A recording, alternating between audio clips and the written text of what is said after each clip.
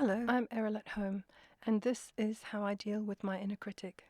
If your inner critic says, "You're stupid, you're ugly, you're a failure, no one likes you, what is the point of you?" then we are probably related. Mine says exactly the same things. I'm not a therapist or coach, I've not trained in psychology, and if you struggle with these thoughts, it's a good idea to see someone who is qualified to help. But I've been living with these thoughts for a long time, and I've cobbled together 5 strategies that help me to handle it, so I'm sharing it in the hope they may help you too. But first, a few thoughts about the inner critic, what it is and what it isn't. The inner critic is a pattern of thinking. It's not your highest and best self. It's not your conscience. It's not always right.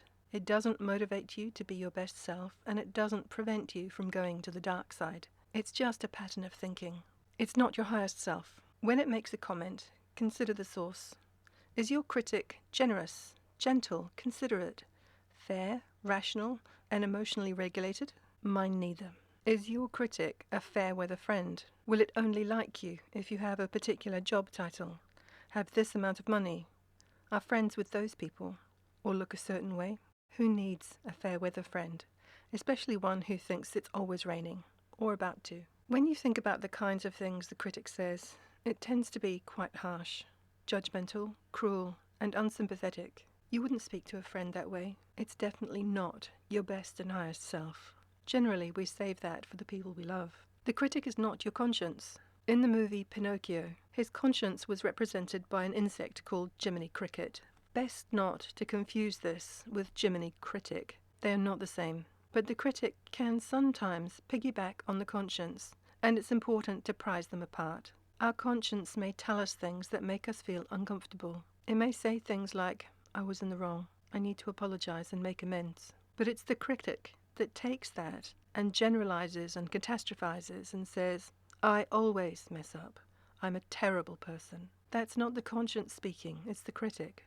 Condemnation, self-loathing, and self-rejection are symptoms that the inner critic is at work. The words of the conscience may be painful and uncomfortable, but they come from a place of love and propel us to better action without psychological self-harm. The critic isn't always right. My critic used to justify itself by saying, "The truth hurts," as if somehow that meant because it hurt, it must be true. It took me a long time to realize that's a logical fallacy. All pigeons are birds, but not all birds are pigeons. And if you've been lied to, then you know that lies hurt too. The inner critic can be mistaken, and it can tell us things that are not true. The critic isn't the best means of motivation. Sometimes we can self-flagellate into taking an action that we feel we ought, but we are weaker for using that method, not stronger. Any time we hurt ourselves, we make ourselves weaker. Criticism tends to discourage, exhaust, and demotivate. Living with someone who constantly criticizes us doesn't lead us to being stronger and better people. Over time, it tends to erode our happiness, health, motivation, energy, hope, and self-worth. That doesn't lead us to our best life or our best work. I think people generally do best in an environment where they are supported and encouraged, and where it's safe to take a degree of risk in our efforts to build and create. If we can create that safe, supportive, encouraging internal environment, we are likely to go much further, be more productive, more creative, and more happy and healthy. In terms of motivation, it's better to run towards something than run away from something. To run towards our goals rather than try to run away from our inner critic. Eventually, self-criticism can lose its power to move us, as it makes us more distressed and puts us into the freeze stress response, where it's really hard to do anything. Lastly, the inner critic doesn't stop you from becoming a terrible person. One of the ways the critic protects itself is by pretending we need it, that without it, perhaps we'll become a raging sociopath, we'll stop caring about others, lose our work ethic, and go on a rampage of selfishness and dishonesty. Not true. The fact that you're worried about becoming a bad person shows that you care about being a good person, and that caring is what will keep you doing that which you believe is right and good. So now we know that we don't need the inner critic. Let's look at some ways to deal with it. These are 5 different approaches that I use, and it's about picking the right tool for the job in that moment. Strategy 1. Challenge your thoughts rationally. This involves checking your thoughts for exaggeration, for generalizing, for catastrophizing. It's about keeping things in perspective. You may have made a mistake. That doesn't mean you're stupid. It may mean that you're tired, you're hungry, or that you're distracted. It may mean that you need more information, some support, or you need to work on some skills. There will be examples in your memory of times when you've done things that require intelligence. Bring those to mind and fix the mistake, or ask for help in fixing it. It's okay to ask for help if you need it. It's more than okay. It's intelligent. Strategy 2, put the fire out. This is the opposite of the first one, where you engage rationally with the criticism. Sometimes, when the criticism is so ridiculous that it doesn't even deserve a response, the best thing to do is not engage. If you starve a fire of fuel, oxygen, and heat, it will go out. So starve the criticism of your attention, your time, and your energy. If you feel you need to give some kind of response, you can just say, "Go away, be quiet. That's beneath you. I don't respect your wisdom enough to accept your criticism. It's dishonorable to kick someone when they're down." Or just no. Strategy 3, the slapback or defense. Weirdly, when I'm wrestling with whether or not to eat chocolate, my inner critic is remarkably silent.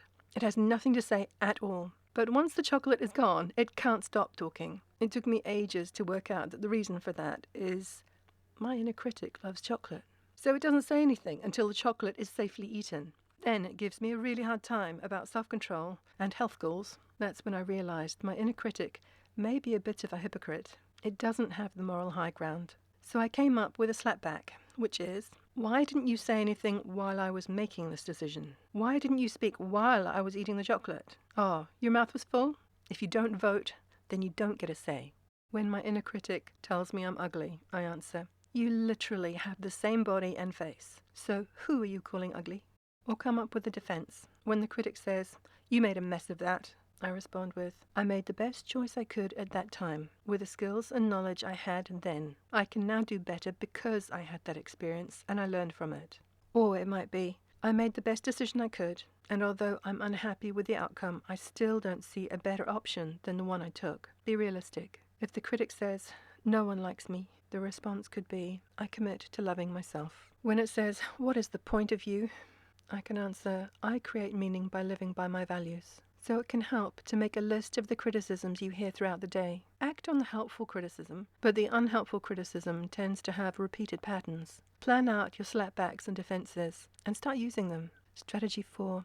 Everything is an experiment. This mindset is especially helpful if you have perfectionist tendencies. Build a hypothesis along the lines of, if I do this, that will be the outcome. It might be, if I get more sleep, I'll lose weight. Or, if I use this study method, I'll remember the material better. Test the theory, gather your data, and draw a conclusion. If something works, try it again, and think about how to refine it. If it doesn't work, consider a different approach, do some research, or try something else altogether. The word failure shouldn't be feared, because everything can be regarded as information gathering and an opportunity to practice skills. Yes, the original aim may fail, but you've learned one way that doesn't work. Try another. Once the goal becomes to learn, the inner critic hasn't got much to say, because we're succeeding, learning from just about everything, even if it's what not to do, or who we don't want to be, or that life is hard, and compassion to others and ourselves helps.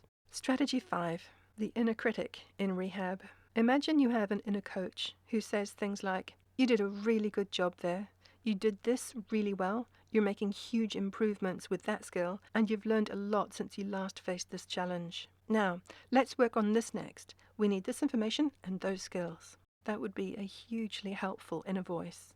We need at least 4 or 5 pieces of encouragement to every piece of constructive criticism. But now imagine that your inner coach has just gone through a really hard time. They've had a devastating relationship breakup, lost their job and home, their books were all burnt in a freak fire, and their dog has left them. Now your coach is depressed, angry, and hurt. They still care about you.